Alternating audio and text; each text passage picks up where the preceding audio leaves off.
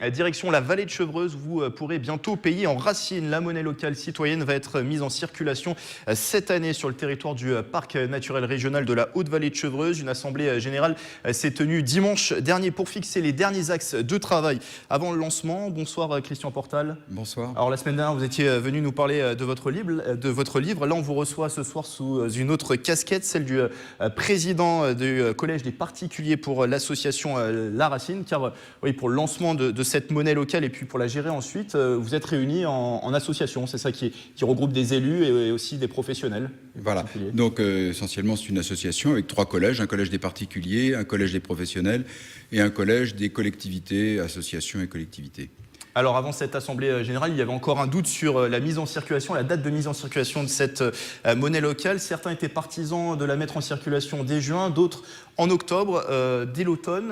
Est-ce que ça a été décidé, cette date de mise en circulation ? Ça a été décidé. Et donc en fin de compte, on va démarrer dès que possible, donc au printemps, sur des petits pôles, dès qu'on a une opportunité pour démarrer.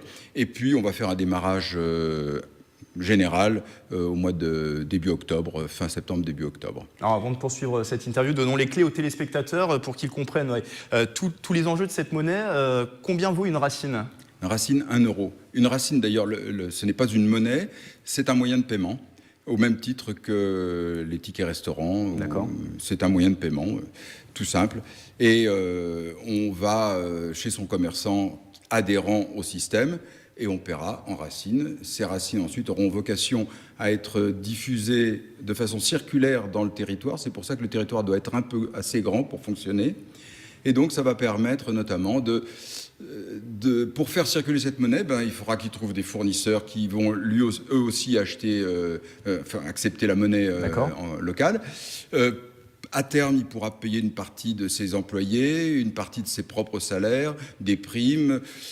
On peut imaginer à terme que ça va servir aussi aux collectivités locales, par exemple, pour payer les services, les aspects sociaux, par exemple les prestations du CCAS.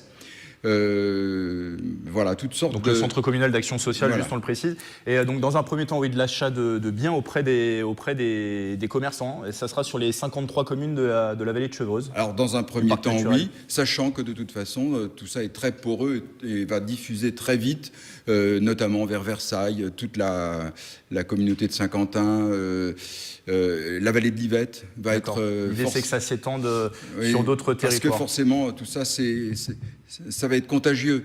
Ceux de Bure voudront le faire, ceux le veulent déjà, ceux de Gives vont vouloir, Orsay, etc. Et pourquoi ils la veulent justement ? Quels sont les objectifs ? Qu'est-ce que ça amène finalement d'avoir une monnaie locale ? Alors il y a un intérêt qui est un intérêt, je dirais, anecdotique pour le particulier, voire militant, et puis il y a un gros intérêt pour les commerçants, parce qu'il y a de la visibilité, parce qu'il y a du réseau, parce qu'il y a de la publicité. Pour les collectivités locales, il y a la possibilité de revitaliser les centres-bourgs, ce qui est un vrai problème actuellement. Il y a une vraie vie sociale qui peut se créer autour de cette racine. D'accord. Et donc du coup, effectivement, il y a un gros intérêt qui se développe là-dessus. Alors à l'origine, il y a le territoire du PNR, de la Haute-Vallée de Chevreuse. On le disait, 53 communes, 43 des Yvelines et 8 de l'Essonne. Est-ce qu'il y a aussi l'idée derrière peut-être de fédérer ce territoire autour d'un projet commun ? Alors oui, par exemple, ça peut être une occasion de déborder simplement de la zone... de la zone départementale, département, voilà. Et donc du coup, nous aussi, on est en relation avec les différentes communautés d'agglomération pour essayer de solliciter les présidents de communautés et puis également tous les élus qui sont dedans, qui sont chacun des maires, de façon à ce qu'ils puissent aussi s'emparer du projet pour que chacun dans sa commune cherche à faire utiliser la monnaie locale. Alors, d'ici le début de la mise en circulation, qu'est-ce qu'il reste à faire ? Quels sont les gros axes de travail encore ? Il reste 2 choses importantes. L'impression des billets, qui à ce jour n'est pas réalisée. Les billets sont conçus, les façades sont indiquées, enfin tout est prêt. Il nous reste l'imprimeur à trouver, ce qui ne reste pas... C'est des imprimeurs agréés, c'est ça ? Certainement, voilà, donc effectivement. Et puis, il y a une technicité derrière, en particulier pour les sécurités, donc il faut des gens qui soient capables de le faire. À quoi il ressemblera ce billet ? Est-ce qu'on pourra y trouver peut-être des personnages de la vallée de Chevreuse, des monuments peut-être ? Il y a des personnages historiques moins historique. D'accord. Il y a des paysages, il y a des monuments, et on a essayé aussi de créer une certaine modernité, c'est-à-dire qu'il y a des monuments récents, des aspects liés à l'architecture moderne, etc. Il y a tout un... Et puis quelques scientifiques modernes également, donc voilà. Concrètement, comment on pourra changer nos euros? Alors, il y aura des comptoirs de change.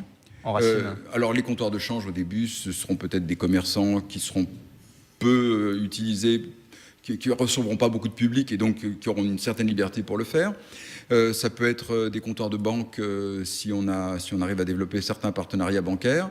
Ça peut être différents lieux, pourquoi pas des mairies, etc.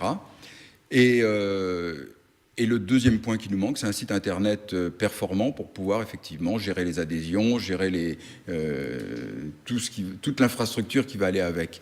Et deux dernières questions, il y a beaucoup de monnaies locales qui ont été aussi lancées dans d'autres territoires en France. Pour la Racine, est-ce qu'il y a eu un exemple qui a été pris pour mettre en place cette monnaie locale? Alors l'exemple le plus frappant, c'est le SCO, qui est la monnaie locale du Pays Basque, qui est une très grosse monnaie, qui a 700 000 € de monnaie en circulation. Et plusieurs années d'existence aussi. 5 années d'existence, et puis voilà, qui a déjà bien fonctionné de ce point de vue-là. Et puis, tout dernièrement, il y a, quand je vous disais que les collectivités locales s'en emparent, c'est que le Conseil régional de Normandie vient de lancer sa propre monnaie, est en train de lancer sa propre monnaie. Donc sur un territoire beaucoup plus grand que celui carrément de la Normandie. Une dernière question, cette racine, elle pourra prendre aussi la forme d'une monnaie électronique? Voilà, elle va prendre la forme d'une monnaie électronique d'ici assez peu de temps. Dans un premier temps, en direction des professionnels, pour qu'ils puissent faire leurs propres échanges sans passer par une valise de billets. Et puis, dans un deuxième temps, entre particuliers et commerçants. Ça devrait être fait courant octobre pour les professionnels et 6 mois plus tard, vraisemblablement, pour les particuliers. Merci Christian Portal. Je rappelle que vous êtes le président du Collège des particuliers pour l'association La Racine. La Racine, donc cette monnaie locale qui sera lancée cette année sur le territoire du parc naturel régional de la Haute-Vallée de Chevreuse. Merci à vous. Merci.